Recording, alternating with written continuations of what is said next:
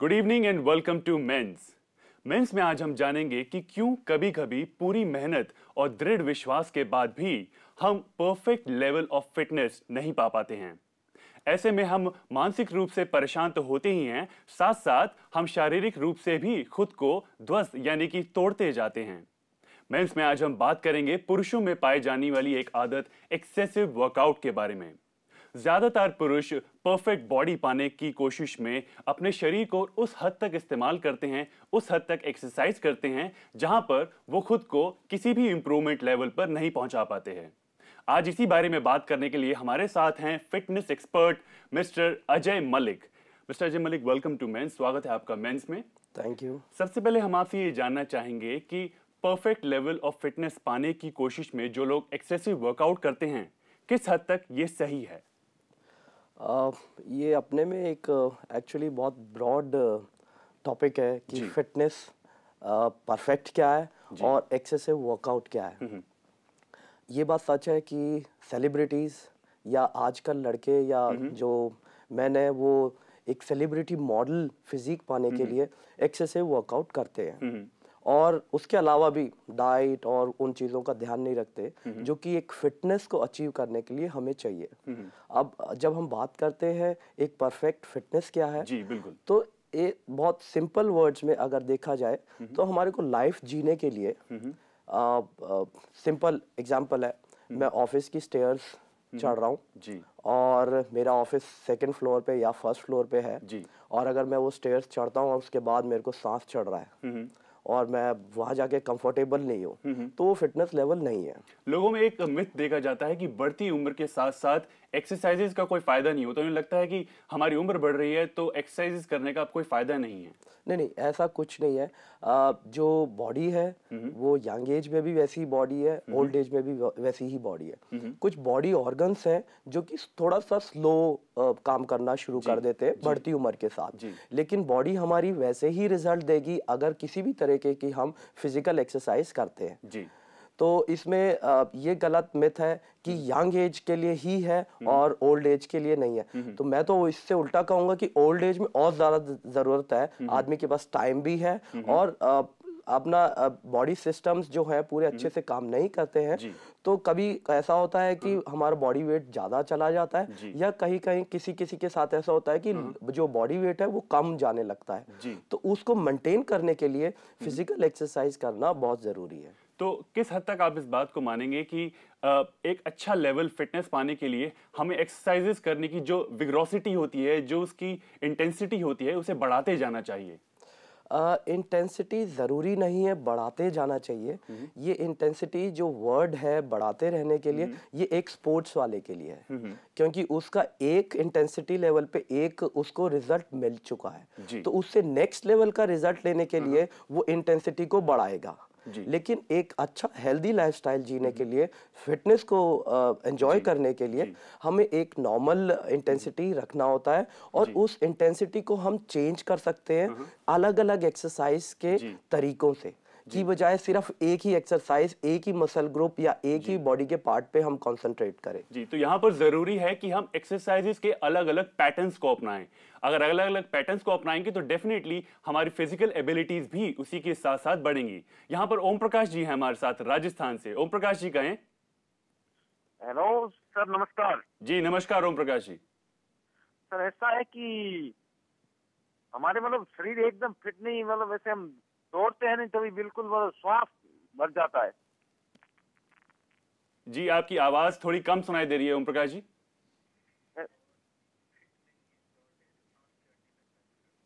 हाँ जी, आप एक बार सवाल पूछ लें दोबारा। हम मतलब बिल्कुल थोड़ा भी जोर से चलते हैं ना, तो मतलब श्वास एकदम भर जाता है। जी, और आपकी उम्र क्या है ओम प्रकाश जी? उम्र तो बिल्कुल कम है, 20 साल है। 30 साल है आपकी उम्र? 30 साल इनकी उम्र है और दौड़ते भागते ही बहुत जल्द सांस फूलने लगता है इनका। यहाँ पे वही बात आ गई कि फिटनेस लेवल एक्चुअली में बहुत कम है इनका। अब उसका सॉल्यूशन जो है वो इन्हें ये करना चाहिए, एक नॉर्मल वॉकिंग से स्टार्ट करना चाहिए मॉर्निंग में। मेरे ख्याल से इनकी लाइफ में फिजिकल वर्कआउट का कोई इनका लाइफस्टाइल वैसी है नहीं, तो इन्हें सुबह मॉर्निंग वॉक से स्टार्ट करना चाहिए एक नॉर्मल पेस के ऊपर, और स्लोली स्लोली उसे जो ब्रिस्क वॉक पे आना चाहिए, और धीरे धीरे फिर इनको फिजिकल इंस्ट्रक्टर के इंस्ट्रक्शंस लेके और उसकी गाइडेंस में अपने वर्कआउट को आगे बढ़ाना चाहिए, जिससे कि इनका हार्ट और लंग्स जो हैं वो काबिल हो जाएंगे एक नॉर्मल लेवल का वर्कआउट या लोड लेने के। जी, तो यहाँ पर ओम प्रकाश जी, जरूरत है आपको धीरे धीरे अपने शरीर की इंटेंसिटी को बढ़ाने की, और वो आप ऐसे कर सकते हैं कि आप धीरे धीरे एक्सरसाइजेस करना शुरू करें, जिससे आप उसके आदी होते जाएं। यहाँ पर हम आपको ये भी बताना चाहेंगे कि एक्सेसिव वर्कआउट एक तरह का एक एडिक्शन हो सकता है, एक ऑब्सेशन हो सकता है लोगों में, और साथ ही साथ एक्सेसिव वर्कआउट से बचने के लिए जरूरी है कि आप रोजाना 30 मिनट की एक्सरसाइजेस करें। ये आपकी फिटनेस को मेंटेन करने के लिए बहुत ही हेल्पफुल होंगी। यहाँ पर लोगों में एक और मिथ देखा जाता है मिस्टर मलिक, लोग सोचते हैं कि हफ्ते में एक बार अगर वीकेंड्स पे वो एक स्पोर्ट्स खेल लेते हैं, फिजिकल एक्टिविटी कर लेते हैं, तो वो पूरे वीक के लिए उनकी फिटनेस मेंटेन करने में पर्याप्त है। नहीं, मैं इससे सहमत नहीं हूँ जी। जो स्पोर्ट्स है वो फिटनेस के लिए इतना ज़्यादा हेल्प नहीं करता है जितना कि फिटनेस जो है वो स्पोर्ट्स के लिए हेल्प करता है। अगर आप फिट हैं, आप कोई भी स्पोर्ट खेलेंगे, और एक पर्टिकुलर फिटनेस के अपने कई सारे कंपोनेंट्स हैं। अब जैसे उसका एक कंपोनेंट है फ्लेक्सिबिलिटी। अगर आप कोई स्पोर्ट खेलते हैं जैसे जिम्नास्टिक्स है, तो उसमें अगर आपकी फ्लेक्सिबिलिटी लेवल अच्छा है तो जिम्नास्टिक्स में हेल्प करेगा। जी बिल्कुल। की बजाय जैसे लोगों का ये सोचना होता है कि मैं सुबह हफ्ते में 2 दिन या 3 दिन या 1 दिन बैडमिंटन खेल लेता हूँ और मैं फिट हूँ। तो बैडमिंटन जो एक्टिविटी खेल रहे हो आप, एक स्किल खेल रहे हो, स्किल को आपने सीखा, हाँ उसके साथ आपका फिजिकल वर्कआउट साथ में है, फिजिकल मूवमेंट है बॉडी की, तो उससे कुछ हद तक हेल्प जरूर मिलेगी, लेकिन इसका ऐसे डिफाइन नहीं कर सकते हैं कि आप फिट हो पूरे। जी, यानी कि फिटनेस पाने का कोई भी शॉर्टकट नहीं है यहाँ पर। अगर आप फिटनेस पाना चाहते हैं तो रेगुलर एक्सरसाइज, हफ्ते में कम से कम 3 से 4 दिन की एक्सरसाइजेज बहुत ही जरूरी हैं। यहाँ पर महेश जी हैं हमारे साथ। महेश जी, सवाल पूछें। जी महेश जी, क्या आप हमारे साथ लाइन पर हैं? हाँ बिल्कुल, लाइन पर हूँ मैं। जी, सवाल पूछें। मैं दिल्ली से बोल रहा हूँ। जी कहें। हाँ, हम सरकारी हम नौकरी करते हैं। एक्चुअली हम अपना वर्कआउट भी करते हैं, लेकिन नौकरी में सीट पर बैठे बैठे जिस तरह से हमारा पेट और कमर में दर्द होता है, और हमारा जो पेट थोड़ा आगे निकल गया है, वो डेली वर्कआउट से भी नहीं जा रहा है। तो किस तरह की डाइट हमें लेनी चाहिए, क्या एक्सरसाइजेज हमारी होनी चाहिए, वो थोड़ा आप हमें बताइए इस बारे में। जी, आप अपनी उम्र बताएंगे महेश जी? 40 साल है। जी बताएं। तो यहाँ पे अब सॉरी, यहाँ पे जो बात आती है वो आती है कि ये फिजिकल वर्कआउट तो कर रहे हैं लेकिन डाइट के बारे में नहीं पता है। तो जब हम किसी भी तरीके की फिजिकल एक्सरसाइज करते हैं तो हमारे को डाइट के बारे में भी चाहिए, एक बैलेंस डाइट चाहिए। उसमें हो सकता है इनका फैट जो परसेंटेज है डाइट का वो बहुत हाई हो, और जो कार्बोहाइड्रेट है वो बहुत हाई हो, और प्रोटीन लेवल कम हो।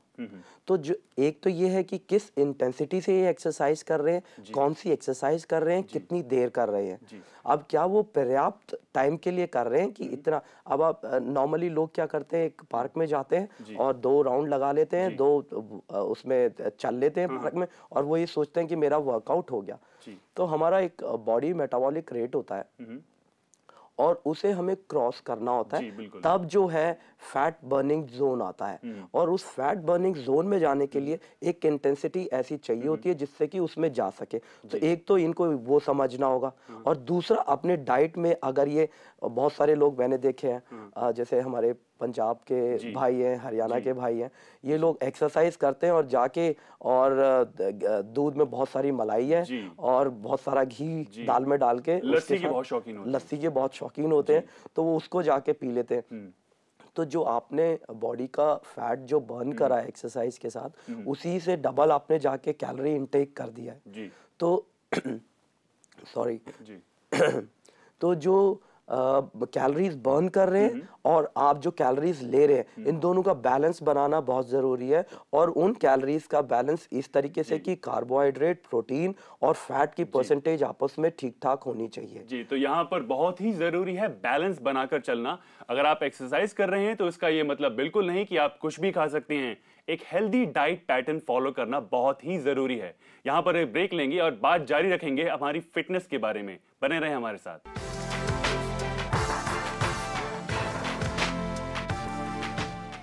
हम बात कर रहे हैं कि किस तरह हम फिटनेस लेवल अटेन कर सकें एक्सेसिव वर्कआउट ना करते हुए।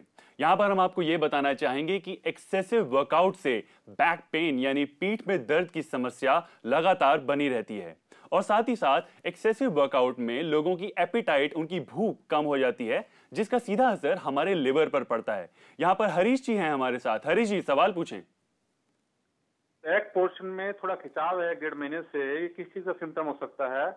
और दूसरा ये है कि ये कभी ठीक भी रहता है और कभी फिर हो भी जाता है। हरीश जी, क्या आप एक्सरसाइजेस करते हैं? नहीं, अभी जब 1.5 महीने से खिंचाव है तो मैंने बंद कर रखी है, पहले मैं करता था जी। इसमें हरीश जी, आप क्या पहले कोई वेट ट्रेनिंग कर रहे थे? कोई वेट लिफ्टिंग नहीं करता जी मैं। और कोई एक्सरसाइज क्या करते हैं आप? योगा करता था, मैं योगा करता था, इसमें पश्चिमातान ऐसा करता था वो, लेकिन रेगुलर था, कोई ऐसा प्रॉब्लम नहीं थी। ओके। अभी 1.5 महीने से खिंचाव है और कभी कभी ये ठीक भी लगता है और कभी कभी फिर खिंचाव लगता है। कोई पेन नहीं है, कोई सीवियर पेन नहीं है इस तरह। ओके।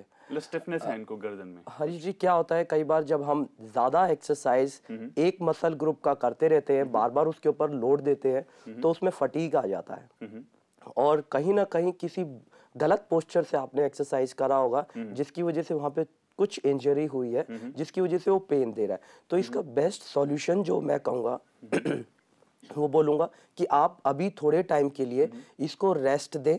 आप नॉर्मल बॉडी को बिल्कुल सिंपल तरीके से नॉर्मल वॉकिंग कर सकते हैं, इससे ज़्यादा एक्सरसाइज ना करें, क्योंकि मसल जो है रिकवरी फेज में आएगी जब आप उसे रेस्ट देंगे।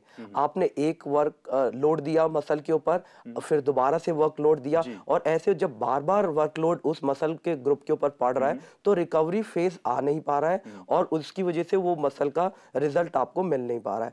तो इसमें मैं आपको सजेस्ट करूंगा कि आप थोड़ा सा इसे गैप दें, उसको रेस्ट दें, मसल को रिकवरी फेज से उसे बाहर आने दें और फिर उसके बाद दोबारा से अपना योगा शुरू करें। और ये जरूर ध्यान रखें कि आपके साथ योगा का इंस्ट्रक्टर जरूर हो कि आपने अगर कोई गलत पोस्चर उसमें करा है तो वो उसे ठीक कर सके। जी, तो यहाँ पर बहुत जरूरी है हरीश जी एक्सरसाइज करने के सही पैटर्न को समझना, और अगर आप किसी भी दर्द से जूझ रहे हैं तो उसे रिकवर होने दें, ठीक होने का पूरा मौका दें, उसके बाद ही कोई नई एक्सरसाइज शुरू करें। यहाँ पर मोहम्मद फिराज जी हैं हमारे साथ। मोहम्मद जी फरमाएं। मोहम्मद फिराज जी, सवाल पूछें। हाँ, मैं चल लेता हूँ, सांस आती है, चल हाफी सी आती है सर जी। और आपको कितने समय से शिकायत है और आपकी उम्र क्या है मोहम्मद फिराज जी? उम्र हमारी 33 वर्ष। 33 वर्ष है। और आप एक्सरसाइजेस करते हैं? जी नहीं करते हैं, एक्सरसाइज नहीं करते हैं और चलते हैं तो सांस फूलने की शिकायत है इनको। यही है जो इनका एरोबिक एक्टिविटी है वो है नहीं लाइफ में, अपने लाइफस्टाइल में। तो जो इनका हार्ट और लंग्स हैं वो बहुत अच्छे से काम नहीं कर रहे हैं, तो उनको काम करने के लिए इन्हें भी एरोबिक एक्टिविटी अपने वर्कआउट शेड्यूल में डालने की जरूरत है। इनको भी वही जो पहले हमारे साथ प्रॉब्लम आई थी कि सांस चढ़ता है, वो हार्ट जो है वो एक नॉर्मल लेवल का लोड भी नहीं ले पाता है, तो इनको भी वही एक नॉर्मल वॉकिंग से स्टार्ट करना चाहिए। धीरे धीरे उसका इंटेंसिटी बढ़ाना चाहिए, स्पीड बढ़ाना चाहिए, और धीरे धीरे उसके रिजल्ट्स इन्हें मिलते रहेंगे। जो अभी थोड़ा सा चलने से इन्हें सांस फूलता है वो धीरे धीरे खत्म हो जाएगा। बिल्कुल। तो मोहम्मद फिराज जी, रेगुलर एक्सरसाइज से, नियमित व्यायाम से आप अपने स्टैमिना और अपना एंड्योरेंस दोबारा बढ़ा सकते हैं। यहाँ पर अनु जी भी हैं हमारे साथ। अनु जी बताएं। हेलो जी अनु जी, सवाल पूछें। हाँ, मैंने डॉक्टर साहब ये फिटनेस सेंटर से ये पूछना है कि मेरी लो बॉडी और मेरे हाथ वगैरह सब पतले हैं, पर मेरा पेट है वो नहीं पतला होता है। एक्चुअली मेरा 2000 में ऑपरेशन हुआ था जी। उसके बाद मेरी मतलब सिर्फ पेट है ना वो नहीं जाता, बाकी सब पूरी बॉडी ठीक है मेरी। आप कुछ पूछना चाहेंगे इनसे? अनु जी, आप अभी कोई फिजिकल एक्टिविटी करते हैं? हाँ, मैं योगा करती हूँ, अच्छे से योगा भी करती हूँ और एक्सरसाइज, पूरी स्ट्रेचिंग एक्सरसाइज करती हूँ मैं। अच्छा, और आप क्या डाइट में, आपकी डाइट कैसी है, थोड़ा सा मेरे को वो समझना होगा। डाइट मेरी पूरी कंट्रोल में है सर, मैं खूब पानी पीती हूँ, 10-12 ग्लास दिन में पानी पीती हूँ। बहुत अच्छी बात है। और मैं मतलब खाना भी मतलब घर का ही खाती हूँ, कोई जंक फ्रूट नहीं खाती, कोई बाहर की कोई चीज नहीं लेती। और आपका जो डाइट रूटीन है उसमें फैट परसेंटेज फैट की कितना आप का खाना होता है, उसमें प्रोटीन कितना होता है, उसमें कार्बोहाइड्रेट कितना होता है, ये भी थोड़ा समझना जरूरी है। ये सब चीज मेरा सब सामान्य है, कंट्रोल्ड कोई है। चीज ज्यादा नहीं है। क्या है कि आप क्या समझते हैं, क्योंकि मुझे बहुत यहाँ सारे ज्यादातर क्या फील होता है कि नॉर्मली इंसान जो होता है अपनी डेली लाइफ में जब हम घर का खाना खाते हैं, हाँ जी, तो हम इन चीज़ों पर खास ध्यान नहीं दे पाते हैं कि हमारे खाने में कार्बोहाइड्रेट्स की क्वांटिटी कितनी है, प्रोटीन क्वांटिटी कितनी है। अगर आप इस पर इफेक्टिवली ध्यान दें तभी आप जाकर इन चीज़ों का ख्याल रख पाते हैं। बिल्कुल ठीक है। तो यहाँ पर इनको पेट कम करने के लिए क्या करना चाहिए अनु जी एक को? तो सबसे पहले यह है कि आपको समझना होगा कार्बोहाइड्रेट किस किस खाने के किस किस चीज़ में है, फैट किस किस चीज़ में है और जी। प्रोटीन किस किस चीज़ में है। जी अभी मैं आपको सजेस्ट करूंगा कि आपकी डाइट में आपको थोड़ा फैट जो है वो कम कर देना चाहिए, कार्बोहाइड्रेट जो है वो थोड़ा कम कर देना चाहिए, लेकिन क्योंकि आप योगा करते हैं प्रोटीन लेवल ठीक रखना चाहिए। और डाइट जो है आप कितनी कैलोरीज बर्न कर रही हैं अपने योगा के वर्कआउट से, और साथ में आपकी जो इनटेक है वो कितना ले रहे हैं आप, तो दोनों का बैलेंस करके जो इनटेक है वो थोड़ा सा आपका कम ही होना चाहिए। अब दूसरी बात यह है कि आपका पेट का फैट नहीं जा रहा है, जी तो ये जो हमारे फैट के लेडीज में और जेंट्स में डिपोजिशन के अलग अलग एरियाज हैं, और उसमें होता क्या है कि सबसे पहले जैसे हम बोलते हैं जब हम फैट रिड्यूस करना शुरू करते हैं बॉडी से, तो फेस से चला जाता है या आर्म से चला जाता है, जी। हिप्स के ऊपर या थाइस के ऊपर या एब्डोमेन के ऊपर रह जाता है। तो वहाँ का जो फैट लेवल है वो काफ़ी हाई है, तो उसको थोड़ा टाइम लगता है कि वो धीरे धीरे धीरे धीरे जैसे जैसे नीचे जाएगा आपको रिजल्ट्स मिलेंगे।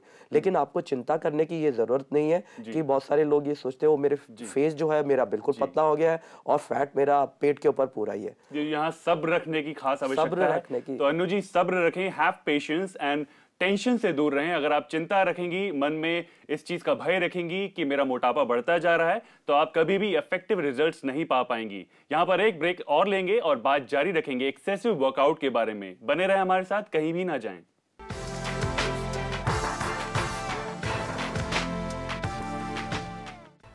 एक्सेसिव वर्कआउट की स्थिति में देखा जाता है कि लोग नींद पूरी नहीं लेते हैं। तो यहां पर मैं ये बताना चाहूंगा कि एक्सरसाइज करते वक्त सबसे ज्यादा जरूरी और अहम हिस्सा होता है पूरी नींद लेना। अगर आप नींद पूरी लेते हैं तो आपके मसल्स को ग्रो करने का पूरा वक्त मिलता है और आप सही तरीके से इफेक्टिव रूप से अपने शरीर को एक फिटनेस के सही लेवल पर पहुंचा पाते हैं। यहां पर नकुल जी हैं हमारे साथ। नकुल जी सवाल पूछें। नकुल जी क्या आप लाइन पर हैं? हाँ जी देवेश जी नमस्कार। जी नमस्कार नकुल जी, सवाल पूछें। हाँ देवेश जी मेरा ये सवाल था जी जी, मैं कभी कभी जो कमर का निचला हिस्सा होता है जी जिसे हम टेल बोन कहते हैं, वहाँ पे कई बार दर्द होता है जो 2 दिन या 3 दिन तक भी रह जाता है कभी कभार। जी, और क्या आप एक्सरसाइजेस करते हैं नकुल जी? जी हाँ, मैं महीने में कुछ बार ऑफिस में ही एक्सरसाइज करता हूँ मैं, और मेरा मोस्टली जॉब सिटिंग है, तो कई बार थोड़ा टेढ़ा मेढ़ा भी हो जाता है बैठे बैठे। जी, तो यहाँ पर ये डेफिनेटली हर इंसान की समस्या यही है कि ऑफिस वर्क होता है और एक्सरसाइजेस का तो पूरा वक्त मिल ही नहीं पाता। यहाँ इनके लोअर बैक में इनको पेन है। सबसे पहले तो आपको मैं सजेस्ट करूंगा आप एक फिजियोथेरेपिस्ट को दिखाएं और उससे अपने टेस्ट करवाएं और चेक करें क्या ये मेडिकल प्रॉब्लम है क्या या कि क्योंकि लाइफस्टाइल ऐसा है उसकी प्रॉब्लम है। अगर ये सिर्फ लाइफस्टाइल की वजह से है तो आपको थोड़ा सा ध्यान रखना होगा कि चेयर पे आपका जो बैठने का पोस्चर है वो कैसा है। क्या आप टिल्ट होके चेयर पे बैठते हैं, क्या प्रॉपर सपोर्ट नहीं है, क्या चेयर की बनावट भी ठीक ठाक है कि नहीं। और साथ में दूसरी बात यह है कि वर्कआउट आपको धीरे धीरे अपने लाइफस्टाइल में डालना चाहिए, जो कि आपने बोला ऑफिस में ही कर लेते हैं, बहुत अच्छी बात है, एक्सरसाइज कर पाते हैं। वो बहुत अच्छी बात है कि आपको जहां मौका मिलता है आप थोड़ा वर्कआउट कर लेते हैं, लेकिन क्या वो वर्कआउट ठीक ठाक तरीके से आप करते हैं कि गलत पोस्चर के साथ करते हैं कि गलत एक्सरसाइज कर लेते हैं? गलत एक्सरसाइज। और यहाँ पर मैं नकुल जी आपको ये भी बताना चाहूंगा कि किसी भी एक्सरसाइज से पहले बहुत ही जरूरी होता है वार्म अप, यानी शरीर को स्ट्रेच करना। अगर आप शरीर को वार्म अप के बाद एक्सरसाइजेस की मोड में डालेंगे तो कहीं ना कहीं आपको रिजल्ट्स बहुत ही अच्छे मिलेंगे। यहाँ पर प्रिंस जी हैं हमारे साथ। प्रिंस जी फरमाएं। जी लगता है प्रिंस जी नहीं है, देवेंद्र जी हैं हमारे साथ। देवेंद्र जी सवाल पूछें। सर मेरी एज 32 है और मैं इस एज में अपनी मसल्स बनाना चाहता हूँ। मुझे लगता है मेरी बॉडी में जो प्रोटीन की काफी कमी है, तो मैं मतलब क्या ले सकता हूँ और मुझे थोड़ा सा सलाह दीजिए सर। ये मसल गेन करना चाहते हैं, आपकी एज जो है वो 42 इयर्स है। पहले तो मैं ये बोलना 32 है। Okay okay. तो आप अभी किसी तरह का वर्कआउट कर रहे हैं? अभी लगता है लाइन पर नहीं होगा। अच्छा, तो पहले तो इन्हें क्या करना चाहिए कि इनको अपने वर्कआउट शेड्यूल में स्ट्रेंथ ट्रेनिंग डालनी चाहिए, जो कि वेट ट्रेनिंग होनी चाहिए। उससे इनका मसल वेट जो है, मसल मास जो है वो बढ़ेगा। और अपनी डाइट में भी प्रोटीन कंटेंट जो है थोड़ा बढ़ाना चाहिए इन्हें, जिसकी वजह से मसल जब वर्कआउट होगा तो उसे पूरा फूड मिलेगा और वो मसल ग्रो करेगी। यहाँ मैं आपसे ये भी पूछना चाहूंगा मिस्टर मलिक, जो लोग एक्सेसिव वर्कआउट के मोड में आ जाते हैं वो कहीं ना कहीं प्रोटीन को अपनी डाइट का एक बहुत ही महत्वपूर्ण हिस्सा बना लेते हैं, जिससे कहीं ना कहीं उन्हें लगता है कि उनकी जो रेस्ट करने का मोड है उसे कम करके, उस टाइम को कम करके वो एक्सरसाइजेस पे ज्यादा वक्त दे सकते हैं। किस हद तक ये सही है? दिवेश जी, जैसे आपने बोला कि प्रोटीन को वो महत्वपूर्ण ही बना लेते हैं, महत्वपूर्ण है, लेकिन किस क्वांटिटी में लेना है उस प्रोटीन डाइट को ये समझना बहुत जरूरी है। बहुत सारे लोग कार्बोहाइड्रेट, फैट को बिल्कुल छोड़ देते हैं, जैसे कि अपने मॉडल्स, सेलिब्रिटी मॉडल्स जो होते हैं वो फैट परसेंटेज को इतना डाउन ले जाते हैं कि वो सिर्फ मसल को विजिबल करने के लिए, ऑब्वियस है कि जब फैट लेयर नहीं होगा वो मसल के ऊपर तो वो विजिबल ज्यादा होगी। तो उनको ये चीज़ का ध्यान रखना चाहिए कि एक बैलेंस, दोबारा से वही आता है कि डाइट में फूड हैबिट्स को अपना ठीक करना, अपने बैलेंस मेंटेन करना, जो उसके इंग्रेडिएंट्स हैं उसको प्रॉपर सारी चीज़ों को लेना, जिससे कि अब वेरिएशन होता है कि प्रोटीन को थोड़ा बहुत ऊपर नीचे कर लिया जाए। तो यहाँ पर अपना बॉडी स्ट्रक्चर, अपना बॉडी टाइप पहचानना भी सबको बहुत जरूरत है। बिल्कुल, एक बॉडी एनालिसिस करके इंसान खुद बैलेंस मेंटेन कर सकता है। बिल्कुल ठीक है। मिस्टर अजय मलिक, बहुत बहुत शुक्रिया आज मेंस में ये जानकारी देने के लिए। Thank you ji.